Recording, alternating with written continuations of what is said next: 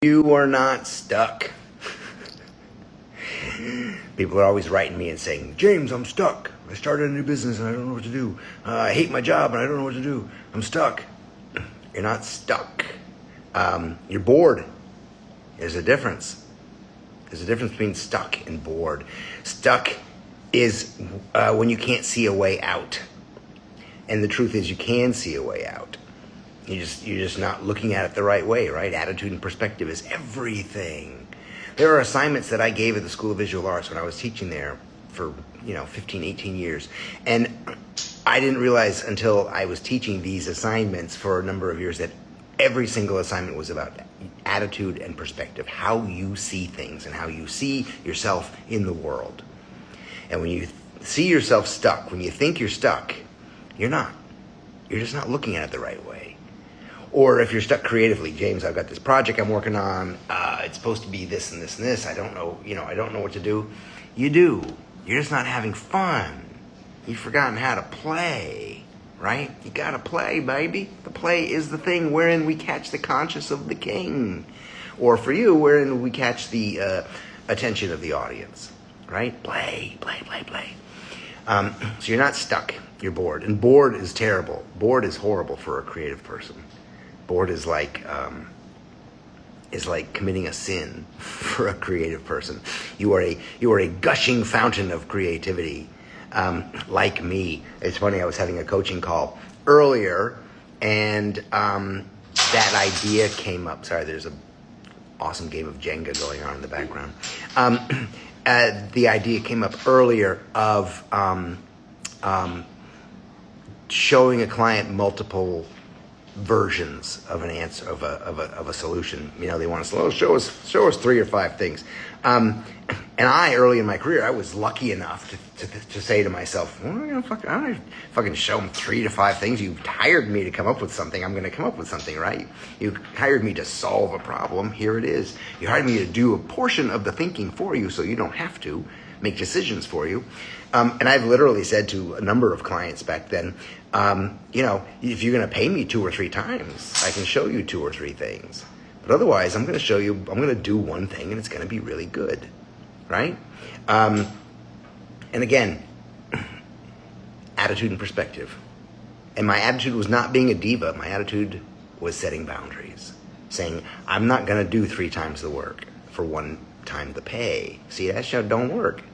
As they say, homie, don't play that. Hey, you guys are here, man. Hey, T. Christian Helms is here. Oh my gosh, I must have done something right to get my buddy here. Space, we here. What's up? What's up in the country? Dirkish Delights. Love that name. You are what you tell yourself. You are what you start to believe. Goes both ways. Excellent. Yes, that's right. The most important word, words are important. Words are really important. And the most important words are the ones we use on ourselves. The ones we tell ourselves. When you say, I just can't, I'm stuck. I'm stupid. I can't figure this out. It's all a lie. It's all a lie. And it's really important for us, especially us creatives that are generally filled with doubt and questioning everything. And I used to talk to my students and I used to say, I don't know if the creative industry attracts low self-esteem or creates low self-esteem, but it's rampant for creatives. We question ourselves. We question our value. We question the work that we do. And we say stupid things like, my mom doesn't even know what I do for a living. It's because you didn't educate her. You got to educate people what you do. You got to tell them why you do it and how it makes you feel and what the end result is. That's what smart people would do, right?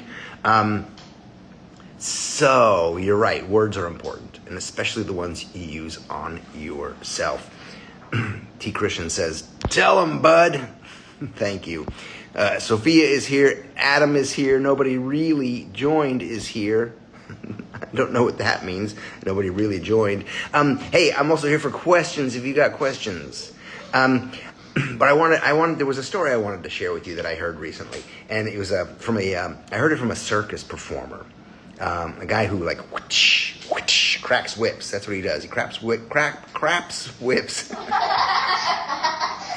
Hey, knock it off. cracks whips and tells stories. And he was raised in a circus family, and of course, because he was raised in a circus family, he rejected that for a long time. Then he went back into it, but he had already gotten a college degree and had a job, a job, and he was working in finance or whatever you're supposed to do to make money. You're like, I better get a degree and make some money because I guess that's what you're supposed to do. So he did that, and then his father, who ran a circus, said, "Hey, I want you to come into my business and I'll pay you a bunch of money." He's like, okay. So he went back into the circus, and he had a performance, and some of his pals from his previous job, his straight-laced pals from his job, came to the performance. And after, one of his friends, who'd known him for a bunch of years as this guy in the office, who'd known him for a bunch of years, came up to him and said, "You on stage, that was the purest form of you I have ever witnessed. That's awesome. That's awesome. And you can do that. We can do that. We can be that person." I've always thought that me on stage, me showing off, talking about what I love, is me at my best. And if I can figure out how to be that as a dad, and be that as an artist and as a designer, then I figured a lot out. The rest of it's just easy. It's very hard for us to allow ourselves to be ourselves. I say it a million times in a million different ways. The hell is other people. The French philosopher and playwright Camus wrote that. Hell is other people. And what he meant by that is that the majority of our thoughts, our decisions, and our actions are based on other people. So we are completely capable of being ourselves and being free and being weird, a little odd, and letting that be part of who we are, dressing the way you want. But we don't, because we're afraid of what other people might think or say. Right? That's a horrible way to live. That's like living in a box. I just came on for a couple of minutes because I wanted to say hi and see you. And it's Friday, and I promised last Friday I would see you this Friday. And talk about a few ideas, answer a few questions if you had. If you all have questions, don't ask me about the World Cup. I'm on the shit list for the World Cup because I bad-mouthed Messi. I think the entire country of Argentina wrote me and called me an asshole.